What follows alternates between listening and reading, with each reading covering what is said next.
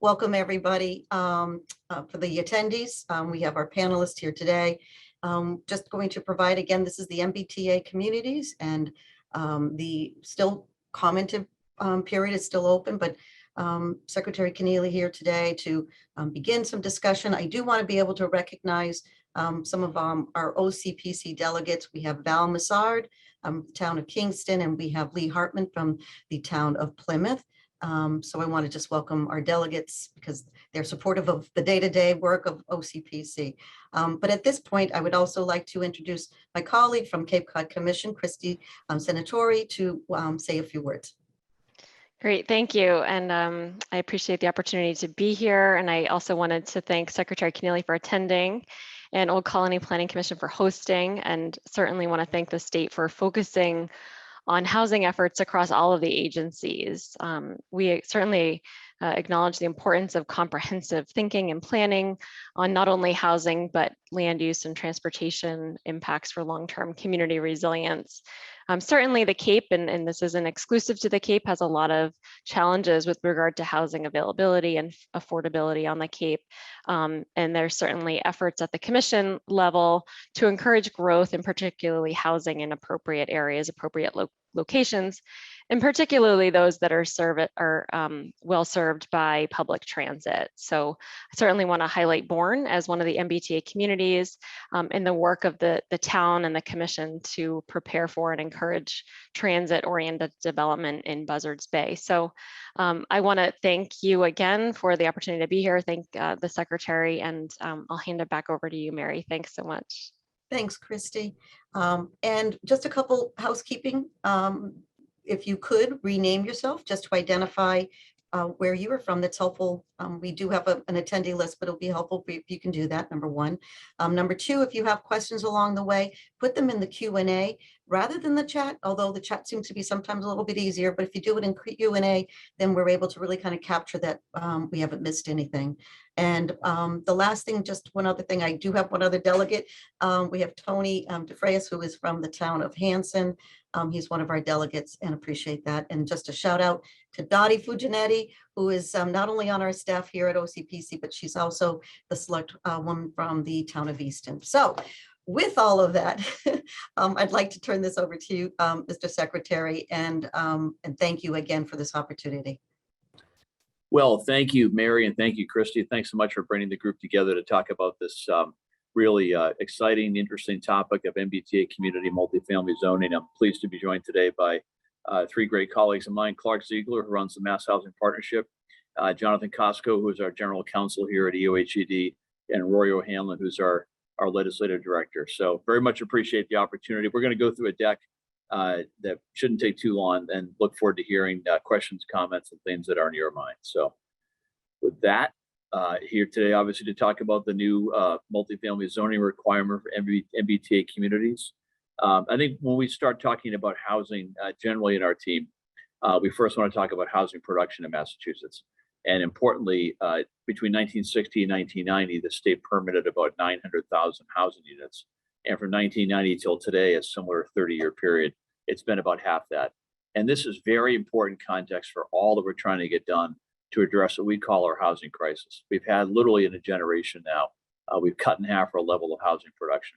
At a time when our economy's grown, our population has grown, and supply and demand being what it is, that's created, again, what we call the housing crisis.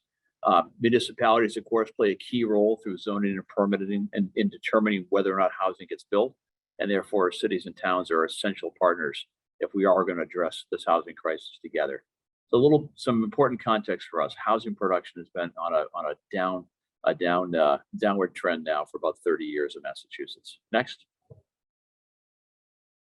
I've used this term housing crisis a couple of times already. We've been using this term for a long time on our team, frankly, long before we ever heard of COVID-19. Before the pandemic, we had a core challenge in creating adequate housing for our families, our workers, for an aging population. I think in so many respects, the pandemic has further highlighted those needs as well. Back to this concept of supply and demand. When you have falling supply and rising demand, what do you have? Well, you have them on the highest and fastest growing home prices and rents of any state in the country. And we look at a lot of metrics around this. So for perspective, on average, We were about at the national average as recently as 1980 on home values of any state in the U.S. We're now number 3 last time I looked. We were number 1 for rent for a 2-bedroom apartment last time I checked. We've had, again, the fastest growing rises of rents and home values of any state. We look at the degree to which our households are cost burdened by housing. If you're paying 30% or more of your income, you're cost burdened. Obviously, the costs of increased financial pressures on our low and middle income families. And today, about half of our households are cost burdened. About a quarter of people in the state that rent are paying at least 50% of their income on rent. And we look at metrics like vacancy rate for home ownership and rental properties. We're about half what a stable vacancy rate should be. So I could go on for a long time on the different metrics we track, but they all stack up to the same thing, which is a housing crisis that for so many of our citizens means the housing they need is either unaffordable or unavailable. It does have an impact on our people. It's got an impact on our communities. I get to travel the state often in this great role and hear all the time from mayors and other municipal leaders that the lack of housing production inhibits developing their communities the way they like. And it also very importantly impacts our economic competitiveness. You know, we compete with lots of other states and lots of localities around the world for jobs and opportunity. And as we compete for those opportunities, our high housing costs are a competitive disadvantage. So the housing crisis takes a lot of different forms and has a lot of different impacts. But the reality is we have to simply produce a lot more housing in the Commonwealth. Next. We have, in many ways, across our administration, tried to confront the housing crisis. It's been a top priority of Governor Baker really since the start of the administration. In 2018, the governor signed the largest housing bond bill in state's history, $1.8 billion for affordable housing production and preservation. We put to work about $1.4 billion of that so far to create about 20,000 affordable units. We have other programs like our MassWorks infrastructure program and other programs folks are probably familiar with that in turn have created probably another 20,000 units. So making the types of investments government can and should make to spur housing production has been very important. The economic development bill passed by the legislature and signed by the governor in early 2021 had a number of different items to address housing. Importantly, some new capital authorizations for transit-oriented housing development, neighborhood stabilization, and climate resilient affordable housing production. And very importantly, included the housing choice zoning reforms that we advocated for about 3 years. Arguably the most significant zoning reform in about 50 years here in Massachusetts. But in lowering the necessary approval threshold from a supermajority down to a simple majority of the local legislative body, be that town meeting or city council, we think that's going to have the effect of unlocking the production of housing of all types all across the state. And we're seeing some of that come into play now. More recently, the ARPA spending package passed by the legislature, signed by the governor, included capital for both home ownership and rental housing opportunities. And I'd like to make note of our eviction diversion initiative because during the pandemic, we really kept our foot on the gas in terms of housing production, but also recognized we got to keep people housed where they are now. And clearly there was a risk of having a spike in evictions during this period of time. But through a lot of great work by DHCD and ample funds from the state budget and federal sources, we've distributed now about $460 million in rental assistance funds to 61,000 households to keep people housed. And evictions are actually down versus where they were pre-pandemic. So we've done a lot of things as an administration to address this housing crisis. And what we'll talk about today is a piece of this larger strategy. Next. Of all the things we could be doing and are doing with respect to housing, I think it's fair to say that transit-oriented housing development has kind of a special place in the toolbox, if you will. And Clark and team have done some great analysis in this. They looked at 261 station areas in Greater Boston and counted up the housing units within a half mile of those public transit stations and concluded that there's about 6 homes per acre near public transit. That's a very, very low number in my view, a lot of people's view. And if we simply got on average that 6 number up to 10, which I think is also a fairly low number, that means another 253,000 housing units.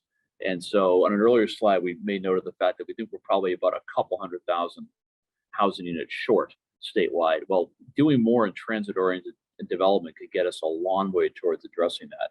And I think, look, I've been saying for a long time, I think transit-oriented housing development is great housing policy. It's great transit policy. It's great climate policy, and it's great local economic development policy. I think a lot of good comes from having more housing near public transit in our downtowns, providing better access to work and services, getting single occupancy vehicles off the road. There's a lot of good things that happen from more transit-oriented housing. And that's why we're frankly excited to be talking about this topic today. Next.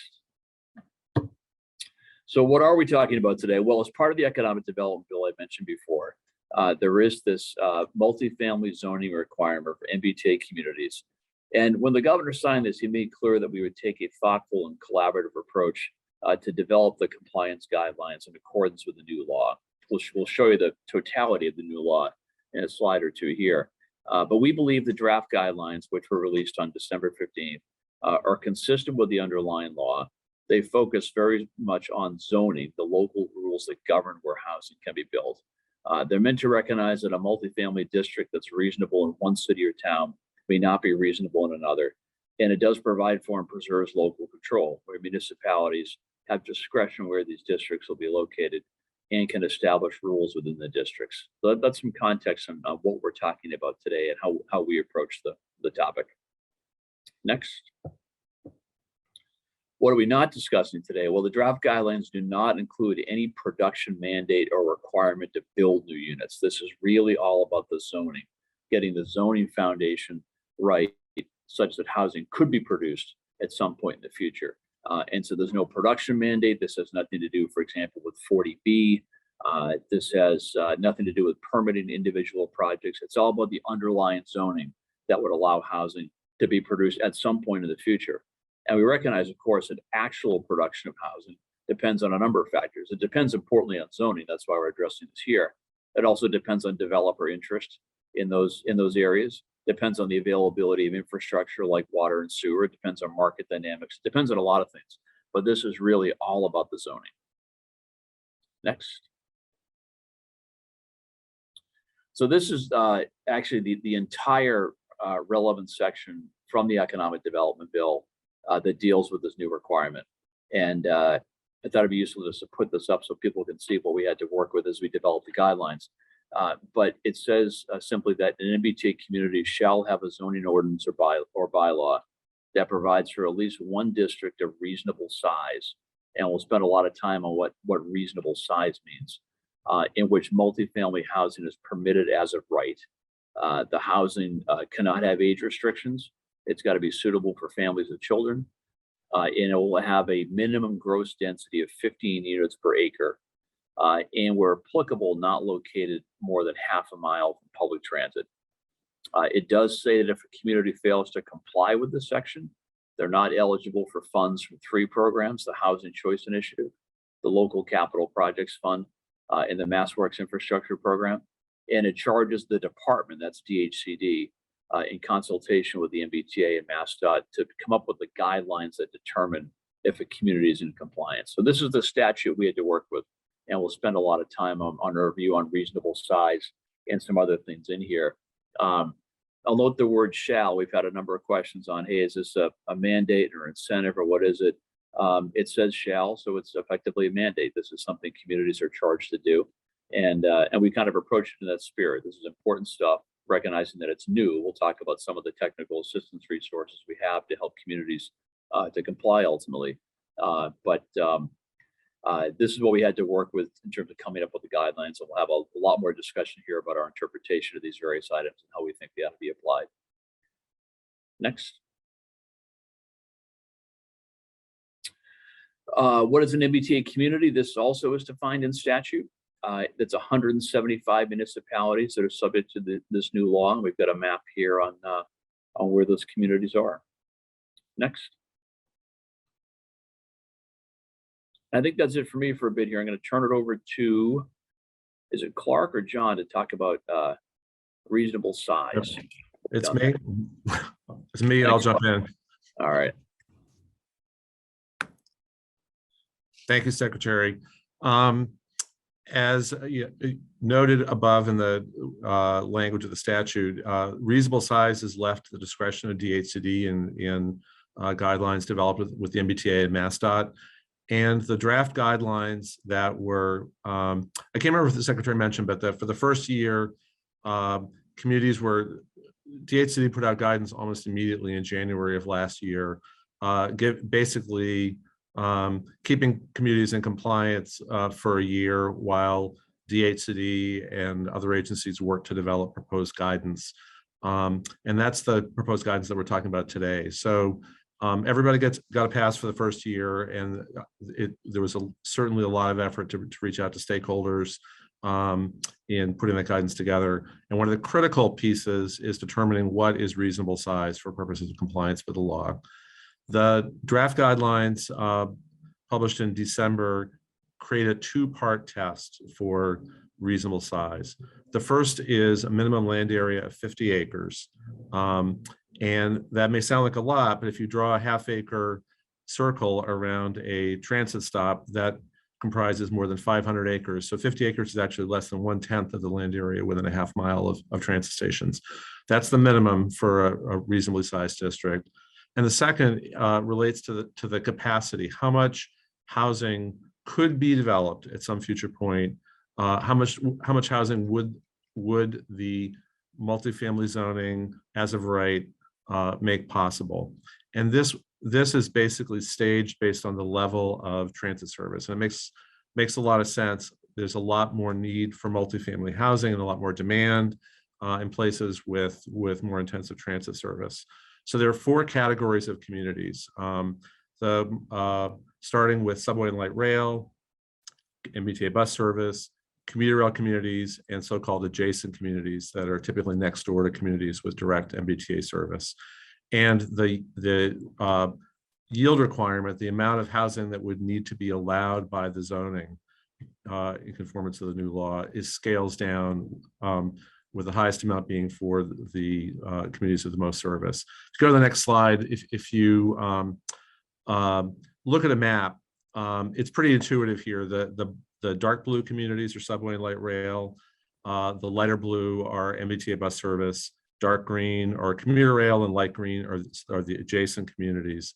And you can see that it creates more concentration as you get closer to Boston and with more intensive transit service. I think as a practical matter on this call, with Old Colony and Bourne, I think all the communities on the call are either going to be commuter rail or adjacent communities with the lower multifamily requirement under the proposed guidance. Next slide, please. Just to put this in perspective and to keep the math simple, let's assume you are a city or town with 10,000 housing units, to keep it with round numbers. The yield requirement, and I'll keep it with commuter rail and adjacent communities since that's mostly who's on the call.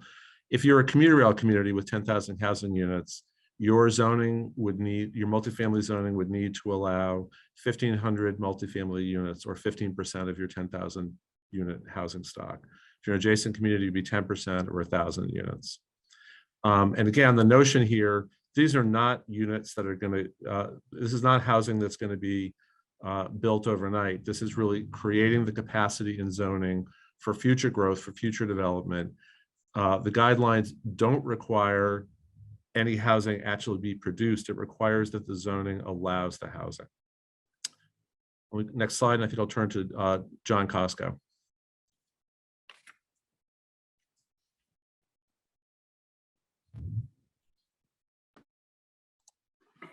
Thanks, Clark.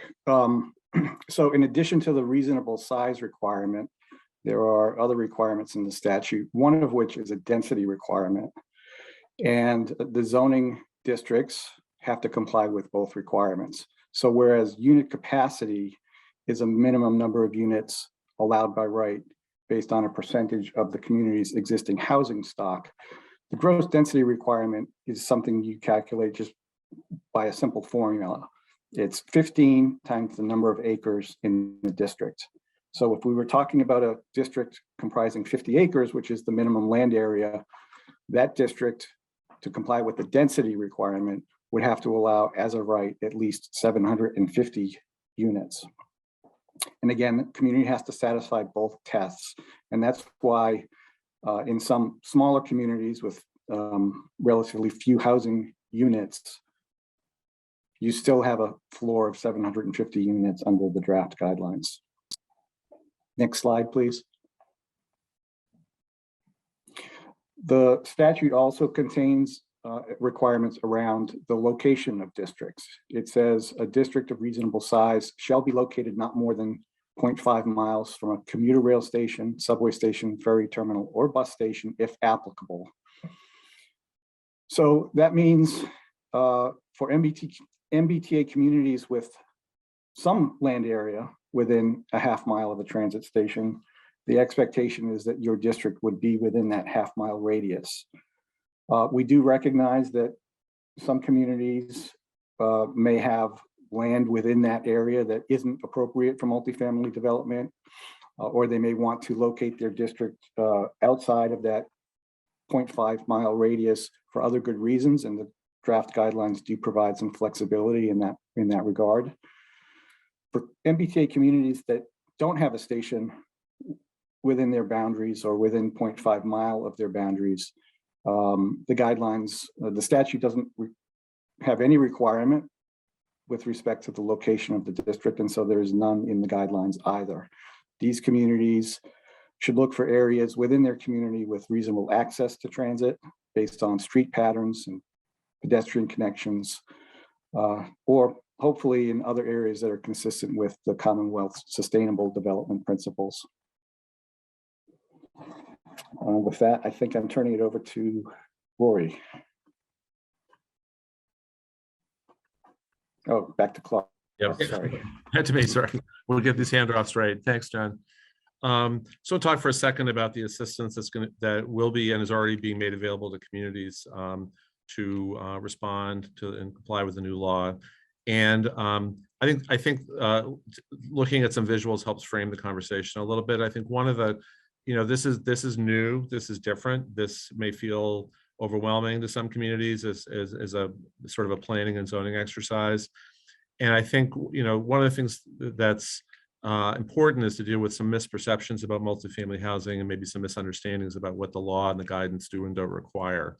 The photos on the right are a few examples among many of housing that's already been developed in communities in the region that's at 15 units an acre. Really high quality housing that fits in context. The left hand side is an example of some from a planning document around the kinds of housing that can be combined at densities of 15 units an acre, sort of the different types of housing that fit different neighborhood situations and different contexts. And the point here is that this is not one size fits all, that every community needs to adapt zoning to meet their own local circumstances and local needs. And I think it's really important that we at the state level provide as much support as we can for communities to kind of get this right, to understand it, to not feel overwhelmed by it. I've been involved in state government for a long time, and this is the most coordination I have ever seen across state agencies for a common purpose. And part of that, as the secretary said, this new law is not just good housing policy, it's good transportation policy, and it's good climate policy, because we're never going to deal with our problems with congestion, with carbon reduction, all of these important objectives, unless we do something to deal with the pattern of housing development. We are, if you can do the next slide, Rory. My organization, the Massachusetts Housing Partnership, you actually can go two slides. My organization is providing technical assistance to communities to address the new law in three ways. We are working with colleagues, including the regional planning agencies, on a series of how-to webinars and materials to help communities understand what's required and learn from best practices and what other communities are doing. We are going to be providing direct services both from our staff and from qualified third-party consultants to help communities with the planning and zoning process. And we have already begun to create an information clearinghouse for information for communities to share with each other and to understand sort of what supports are available, what resources are available to them. We have I will call out 2 staff members who are available to work with you. Katie Lacey, who I think is on this call, is heading up our technical assistance program. We have a companion program called the Complete Neighborhoods Partnerships. We're actually seeking to work with about a half dozen communities or groups of communities to work not just on compliance with the law, but even more broadly on planning and implementing vibrant mixed-use neighborhoods around transit, walkable neighborhoods around transit. So there's a lot of assistance available to communities, and we recognize that that's a critical part of the successful implementation of the law. I just also add, I think there's sort of 2 things to look at here. One is around 2 kinds of assistance, really. One is around process, and one is really very technical, and we're working on both fronts. On the process side, particularly in communities that have had little or no multifamily housing historically. And I should add, almost all communities in the region do have some multifamily housing at 15 units an acre. But the process of sort of building consensus, proposing districts, looking at options is not easy. I've been in town government a long time too, and we recognize that getting that process right and understanding how other communities have been successful is really important. The other thing is technical help, and we are already hard at work developing digital tools to help communities both assess where they are currently in terms of existing density in their community, and we have a tool that we hope to roll out in the next few weeks that allows any city or town in the Commonwealth to look at their existing density and drill down to the street level, to the parcel level, just to look at information about existing development patterns. And then we hope to add to that some new tools that will allow communities to do what-if scenarios to model zoning districts that conform to the new law and how they fit into the existing fabric in the community. So there's a lot going on, a lot of help, and I will turn to Rory to talk about what's happening with some other agencies as well. Thanks, Clark. So the bottom half of this slide here is just illustrating a few additional technical assistance opportunities and avenues that we do have available. The first one here is the Community One-Stop, which I hope, and I know a lot of folks on this line are familiar with, which is it's one-stop season, again, with the launch of the expression of interest back in mid-December with these draft guidelines. And so MBTA communities can apply for assistance through the Housing Choice Grant Program if they are housing or have been designated a housing choice community. We also have the Community Planning Grants Program, which is new, made possible through the Economic Development Bill last year, and makes assistance available to communities that want to undertake planning initiatives. And then the Rural and Small Town Development Fund, which makes grants available to rural communities in towns with populations less than rural and small town communities, meaning towns with populations less than 7,000 or towns with a density of less than 500 people per square mile. And so those are 3 programs that we want people to know that are available to MBTA communities as they prepare for this new multifamily zoning requirement. The other is outside the realm of EOHED, but our friends at the Executive Office of Energy and Environmental Affairs do have a land use planning grant program, which will include prioritization for MBTA municipalities in their FY23 cycle. And then on the district local technical assistance front, which I know Mary's familiar with, the 8 regional planning agencies that are implicated or affected by the MBTA communities requirement. The contracts include prioritization for municipalities seeking to implement the new provisions and needing the help to do so. So that's another avenue available to the 175. And then, it's something we continue to think about. So this may change going forward.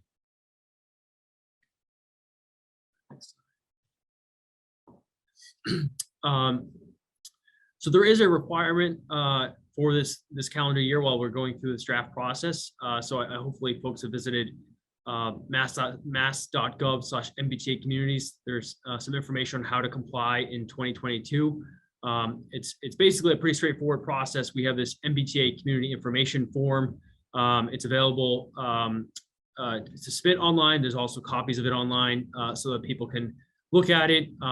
But to achieve interim compliance, during this process, this form must be completed. And this is important to be eligible for MassWorks and Housing Choice through this one-stop process. This form must be completed. And the deadline is May 2nd, which coincides with the start of the formal application cycle for the one-stop process. And this form really is pretty straightforward. We asked for some information regarding existing zoning. We also asked for information relative to technical assistance you may need. Basic information that could be helpful to us as we sort of look forward and hopefully helpful in our ability to help you all going forward. It does include, I will call this out, it does include a requirement to discuss the MBTA draft guidance at a meeting of the select board, the city council, or town council, depending on what applies to your municipality. But this is important just to make sure that folks are aware of what is out there. And this is a timeline just illustrating some of the key checkpoints that are outlined in the draft guidelines. And I hope you've all had a chance to review the draft guidelines. This is pretty much contained in section 9 of the draft guidelines, but as the secretary and as Clark outlined, these draft guidelines came out in December. We have a comment period running through the end of March. The MBTA community information form that I just outlined in the previous slide is due on May 2nd. And then we have under the draft guidelines, again, we do have a requirement at the end of this calendar year for communities to submit an action plan or request compliance or compliance determination if a community thinks they do comply. And then on the ball comes into our court. And so under the draft guidelines, there's 2 dates for approval from DHCD. The first is March 2023. This is for subway and bus service communities. Must obtain approval of an action plan by March 31st, 2023. And then in July for commuter rail and adjacent communities, receive approval from DHCD on their action plan by July 1 of 2023. And then we have a phase in on the requirement to adopt the zoning amendment. So the first date here is December 31st, 2023. This is for subway and bus communities. Under the draft guidelines must adopt the zoning amendment, relevant zoning amendment by that time. And then a year later for commuter rail and adjacent communities, December 31, 2024. So again, this is in section 9, but we would want to call out the key dates and checkpoints. And the intent here is to allow communities time to determine the location of the district, the rules within the district, and other important aspects that factor into overall compliance. So now I'm going to turn it back to the secretary to close this out.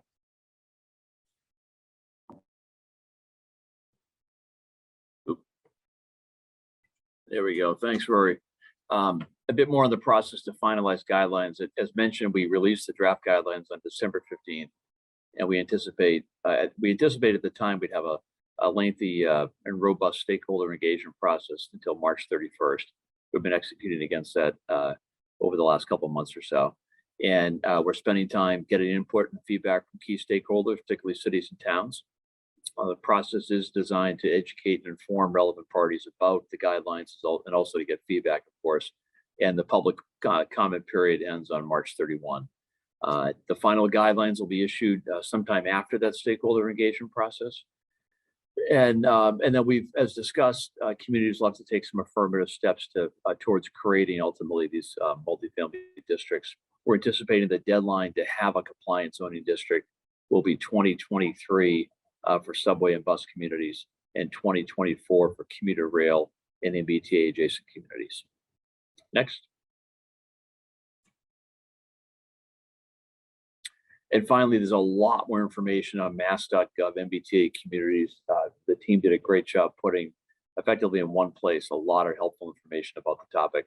That's where you can find the draft guidelines, how to comply in 2022, opportunities for public comment, access to the technical assistance resources that Clark and Rory talked about, frequently asked questions document, and a whole lot of other important information. So I encourage folks to go there.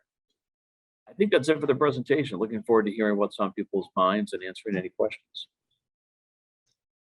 Well, that was a lot of information, Mr. Secretary and Rory, and I know Clark had to leave, but John, but Katie is now as a panelist to help. So there is Carlton Hunt. Greetings. So I'm glad you're providing. So I know Carlton because Carlton's from one of our communities, Bridgewater, from the town. I'm so glad you're providing this information. I'm vice chair of the Bridgewater CPC and intensely interested in this type of housing. At the request of the planning board chair, I mapped the 0.5 mile radius from our commuter rail station, which is right there at Bridgewater State. It does encompass primarily in Bridgewater State University, wetlands, Bridgewater State Forest, many single family houses. I have not been able to find 50 acres within the radius. We have mixed use zoning with density of 18 with incentives for higher density adjacent. How should we deal with this zoning mandate? Mary, maybe you can give the CPC a brief on this requirement, which I'd be more than happy to, or one of my staff members would be able to. So there's a lot right in there, but I also know the town of Bridgewater, it's been one of the first ones to adopt housing choice. You got Jason Korb and a new housing development that's right there within the downtown area. So I don't know if who would like to answer this question from Carlton. It was a lot. John, you want to try that one? Sure, I'll take a stab at it. First, I think it's great the community is interested in this type of zoning. So kudos for getting a good jump start on looking for areas where multifamily housing zoning might be appropriate. We did anticipate that there could be situations like this where within the half-mile radius, the land is just either publicly owned or otherwise really not suitable for development. The fact that there are other existing uses doesn't necessarily make it inappropriate to zone. The idea is that this is a long-term capacity building requirement. So you may zone areas that have other uses or structures on them in the hope that in the future they will be attractive for multifamily housing. But for something, for areas that are publicly owned state forest, you just can't put housing there. That's part of the reason why the guidelines provide some flexibility for where these districts are located. And if I could, only because I know Carlton and I know Vinny DiMacedo is on this webinar as well, that you think that discussion within the town is really important to have with the university, to get your partners involved. And Rory, you had mentioned in terms of the DL, District Local Technical Assistant Program. So our applications have been out. We received 2 communities, Brockton and I believe Plimpton, that had applied to us for technical assistance. So our application deadline really is kind of been closed already, but certainly if the communities have an interest, contacting any one of the panelists here, but also the staff at Old Colony Planning Council, there's a lot of resources that we have there as well. I don't see any other questions, which quite frankly, I'm shocked at all of you. Not you, the panelists. This might be a good time just to remind folks that we do have a public comment feature on our webpage for those that that may need more time or something comes up as they process this information, and we can make sure to get that link to you, Mary. But we definitely want to hear from communities and local officials as they think this over and during this draft period. Great, thanks, Rory. And Dottie, just put a question in, a comment and then a question. And I'm thanking you for being here today. Can you talk about how communities can require some level of affordability? This is important for young people, families, and those looking to downsize, as well as to attract workforce. Sure, I'll take a swing at that one again too, and then Katie, Rory, or Secretary should chime in. But we recognize that many communities have inclusionary zoning provisions in their zoning codes. We recognize the value of inclusionary zoning. At the same time, the statute requires that the zoning for multifamily be as of right. So the guidelines are trying to recognize the value of inclusionary zoning, but also strike the right balance and make sure that those affordability requirements are not so onerous that they have the practical effect of precluding multifamily development in that zone. So this is an area where the guidelines have some relevant language. I think we've addressed this in the FAQ as well. But this is definitely a topic on which we would invite and welcome additional public comment about how we should be thinking about inclusionary zoning and affordability requirements in this context.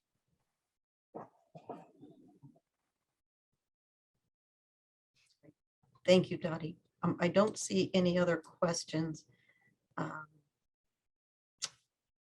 I just want to give it just another minute before, Sure, because I know we're going to yeah. be losing. Just some other things is that we are recording this. This will be shared on OCPC's website. We'll share this with our partners here today. We'll be getting the slide deck from you, Rory, so we can also share that with those that attended. And I think what is most important out of all of this is continue to cultivate those questions and those comments. And there is no one question that isn't being thought about by another 100 or so people. So I really would encourage that. We've got, the secretary's been so grateful with his time, not just today, but throughout the region, and having the discussions, and along with all the other panelists today.